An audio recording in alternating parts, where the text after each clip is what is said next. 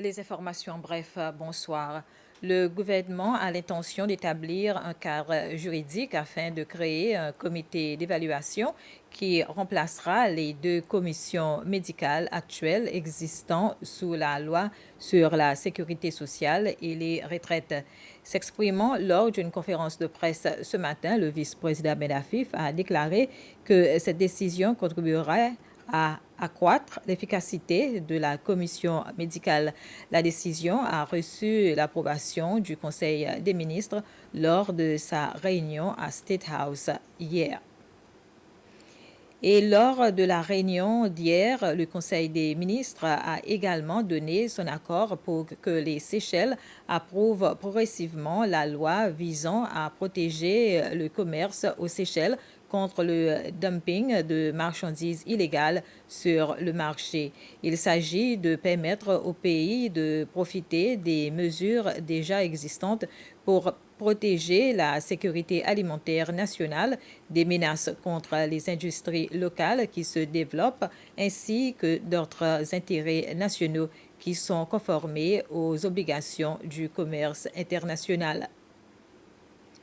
L'année 2022 est l'année qui avait enregistré les plus des cas de décès sur les routes au cours des 5 dernières années.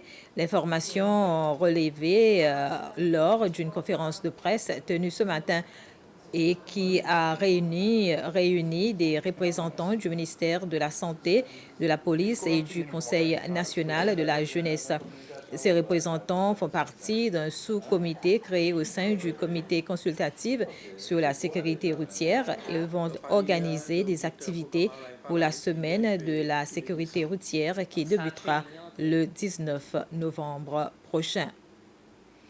L'Institut des technologies a ouvert ses portes au grand public, aux parents, aux élèves des écoles secondaires et aux apprenants d'autres centres professionnels. Les visiteurs ont eu l'occasion d'observer les activités pratiques menées dans les ateliers et autour du campus par les apprenants des différents programmes à l'Institut des technologies.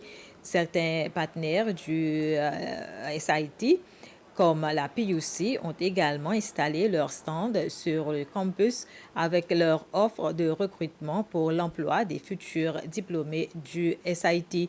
La journée porte ouverte continuera demain.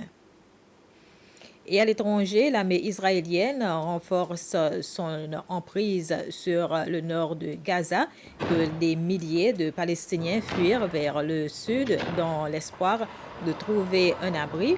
Et ce, après plus d'un mois de bombardement et d'un siège qui les prive de nourriture et de l'eau. Quant au président français Emmanuel Macron, il a lancé un appel ce jeudi à œuvrer à un cessez-le-feu contre Israël et entre Israël et Hamas.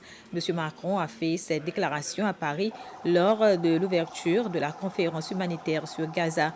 Il a précisé que dans l'immédiat, c'est la protection des civils qu'il faut adresser, une pause humanitaire très rapide et également un cessez-le-feu.